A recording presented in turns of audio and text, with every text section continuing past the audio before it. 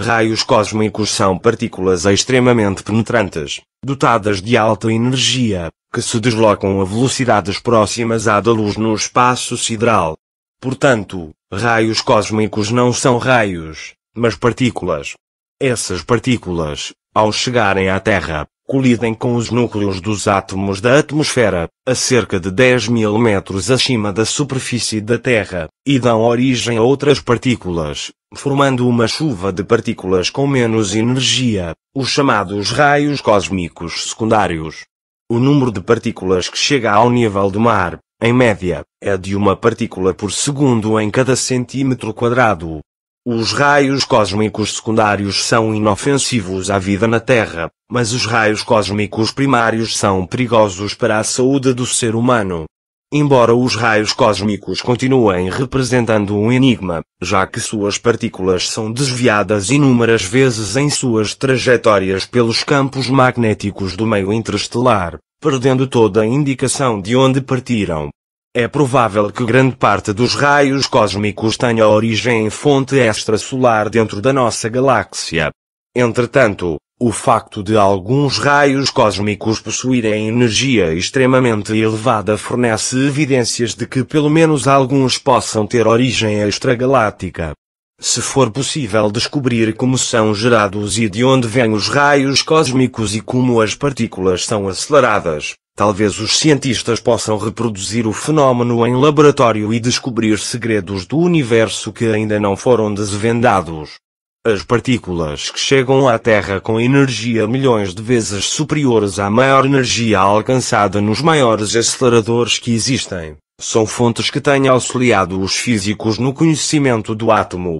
Os raios cósmicos galácticos são formados por partículas altamente ionizadas e podem prejudicar seriamente os tecidos humanos.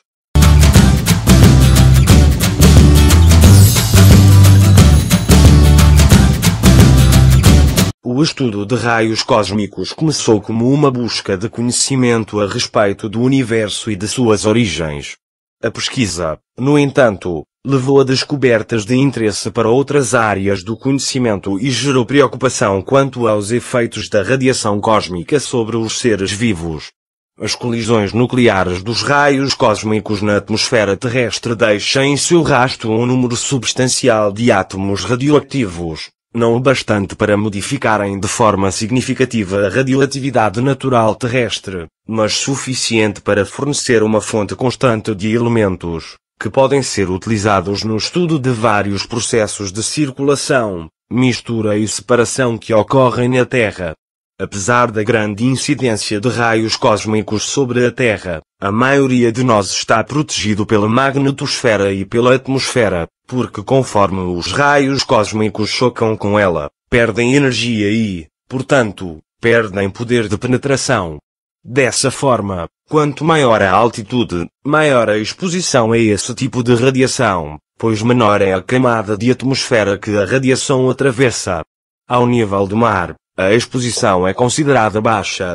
A magnetosfera, por sua vez, protege-nos pois desvia parte da radiação cósmica em direção aos polos da Terra. Assim, a influência dessa radiação sobre a saúde do ser humano é uma questão que tem merecido tratamento por parte dos pesquisadores.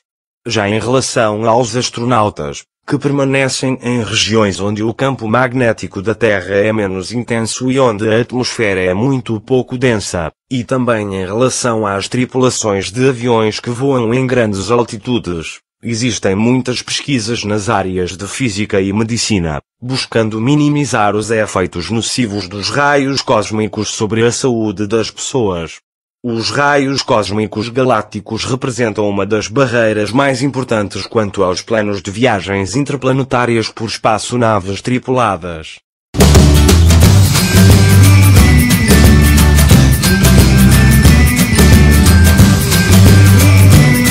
Os raios cósmicos atraem grande interesse na prática, devido aos danos que infligem aos circuitos microeletrónicos em satélites de comunicação lançados pelo homem, e pela ameaça à vida em ambientes exteriores.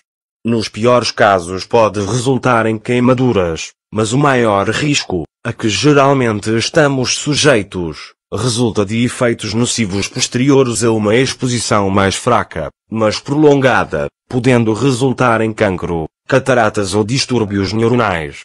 Os efeitos desta exposição são também relatados em grandes altitudes, como por exemplo no Tibete, ou em pilotos de avião.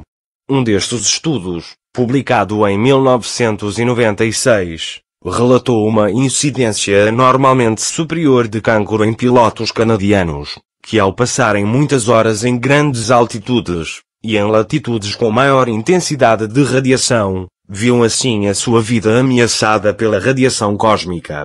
Todo o ser humano que utiliza em demasia o seu cérebro reptiliano, provoca um decaimento no seu biomagnetismo, que é uma espécie de magnetosfera, mas muito mais pequena e que protege o nosso corpo dos raios cósmicos e raios ultravioletas. Ao invés, todo aquele ser humano que utiliza e aumenta a utilização do seu cérebro racional, provoca um aumento do seu biomagnetismo, reforçando a proteção dos raios cósmicos. Os raios cósmicos são um dos principais causadores do cancro no ser humano, já que ao colidirem com as células do corpo, no ser humano, provocam danos no ADN dessas células e que levarão a lesões e deformações, originando muitas vezes cancros. A melhor defesa contra este inimigo galáctico é fortalecer o nosso biomagnetismo e incentivar a nossa glândula pineal a segregar a melatonina, que é o maior e mais bem-sucedido antioxidante e que pode reparar as células epiteliais danificadas pelos raios cósmicos e raios ultravioletas.